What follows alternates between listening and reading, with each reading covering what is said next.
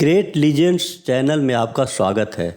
दोस्तों, आजकल कुछ संगीत प्रेमियों के बीच कई मौके पर अप्रिय और बेमतलब की बहस देखने को मिलती है। आजकल अक्सर कई संगीत प्रेमी इस बात को लेकर बहस करते रहते हैं कि अपने समय के दो महान गायकों किशोर दा और मोहम्मद रफ़ी साहब में कौन अधिक बड़े गायक हैं। कई बार यह बहस गाली गलौज तक भी पहुंच जाती है। हालांकि दोनों की तुलना करना उचित नहीं है और दोनों की तुलना हो भी नहीं सकती है, क्योंकि एक तो दोनों के गायन का कालखंड काफ़ी हद तक अलग अलग है और दोनों के गायन में काफ़ी अंतर है।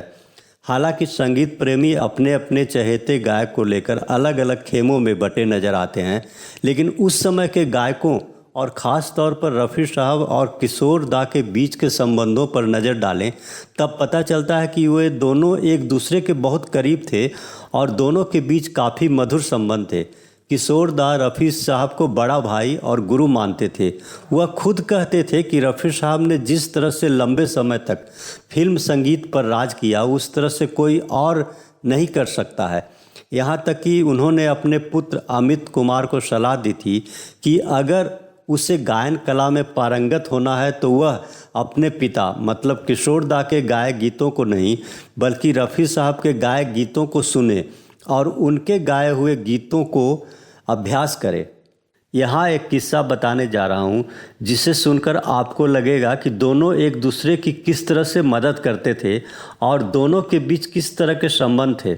इस किस्से को आरंभ करने से पहले बताना चाहता हूं कि मोहम्मद रफ़ी साहब और किशोर दा पर कई पुस्तकें उपलब्ध है और अगर आप इन दोनों महान गायकों के बारे में विस्तार से जानना चाहते हैं तो आपको वे पुस्तकें ज़रूर पढ़नी चाहिए। इस वीडियो के डिस्क्रिप्शन में उन पुस्तकों के लिंक दिए हुए हैं जिन्हें क्लिक करके आप वे पुस्तकें घर बैठे प्राप्त कर सकते हैं।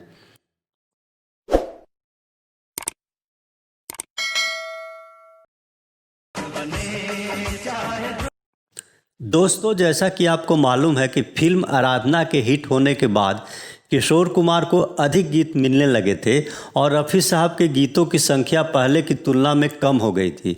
इस हिसाब से देखें तो दोनों एक दूसरे के प्रतिद्वंदी थे, लेकिन दोनों के बीच प्रतिद्वंदिता या प्रतिस्पर्धा की भावना कभी प्रकट तौर पर नहीं दिखी। सन 1975 में एक विवाद के चलते किशोर कुमार के गीत ऑल इंडिया रेडियो पर प्रसारित होने बंद हो गए थे, लेकिन कुछ ही समय बाद फिर से ये गीत प्रसारित होने लगे। किशोर दा को इसका कारण पता नहीं चला। उन्हें लगा कि ऑल इंडिया रेडियो के अधिकारियों ने खुद ब खुद उनके गीतों को दोबारा प्रसारित करना शुरू कर दिया। इसलिए किशोर कुमार कुछ काम से जब दिल्ली आए तो उन्हें लगा कि उन्हें ऑल इंडिया रेडियो के अधिकारियों से मिलना चाहिए और उन्हें धन्यवाद देना चाहिए। उन दिनों ऑल इंडिया रेडियो गीत संगीत के प्रचार प्रसार का मुख्य माध्यम था और उस दौर के गायकों और संगीतकारों का ऑल इंडिया रेडियो आना जाना होता रहता था।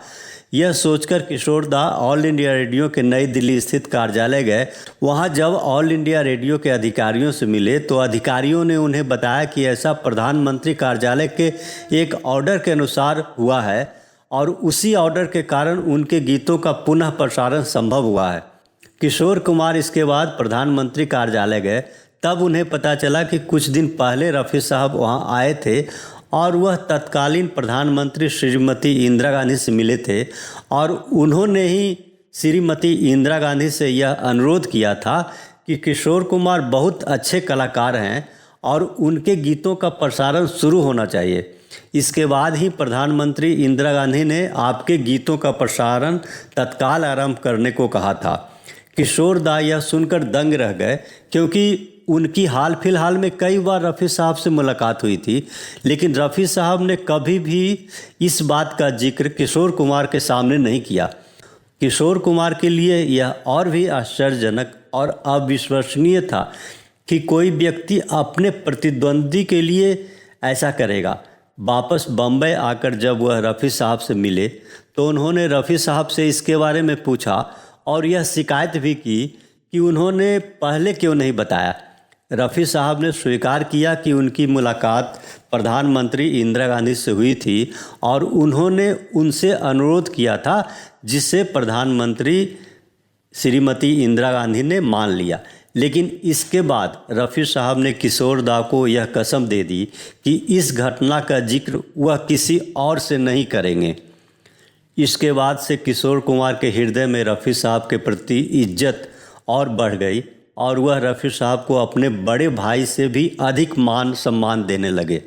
रफ़ी साहब का जब निधन हुआ तो वह रफ़ी साहब के पार्थिव शरीर के पास घंटों बैठे रहे और उनका पैर पकड़कर घंटों रोते रहे। इसके बाद जब वह वहाँ से उठे तो वहाँ जमा लोगों से कहा कि रफ़ी साहब ने कसम दी थी, मैं आज जो बात आपको बताने जा रहा हूँ उस बात को पहले किसी से नहीं बताया, क्योंकि रफ़ी साहब ने मुझे यह कसम दी थी कि उनके जीते जी किसी को यह बात नहीं बताऊं। लेकिन आज रफ़ी साहब हमें छोड़कर चले गए हैं और उनकी कसम पूरी हो गई है, इसलिए मैं यह बता रहा हूं कि रफ़ी साहब ने मेरे लिए क्या किया था, और वह भी किसी के कहे बगैर। किशोर दा ने लोगों को पूरा किस्सा बताया और रूंधे हुए गले से कहा, आज के ज़माने में कौन किसी के लिए कुछ करता है, उल्टे एक दूसरे का नुकसान करने के बारे में लोग सोचते हैं। केवल रफ़ी साहब ही थे जो हर किसी की भलाई करते थे। तो यह था रफ़ी साहब और किशोर दा से जुड़ा हुआ एक किस्सा जो यह दिखाता है कि दोनों एक दूसरे के लिए क्या थे। रफ़ी साहब और किशोर कुमार के जो चाहने वाले हैं उनको इस किस्से से ज़रूर सबक लेनी चाहिए। आपको इन दोनों महान गायकों के बारे में कोई और जानकारी है तो कमेंट बॉक्स में अवश्य लिखें। दोनों ने एक साथ कितने गीत गाए थे और उनमें से आपको सबसे अच्छा गीत कौन सा लगता है। आगे फिर मिलेंगे और महान हस्तियों के बारे में जानी अनजानी जानकारियां लेकर आपके सामने फिर हाजिर होंगे।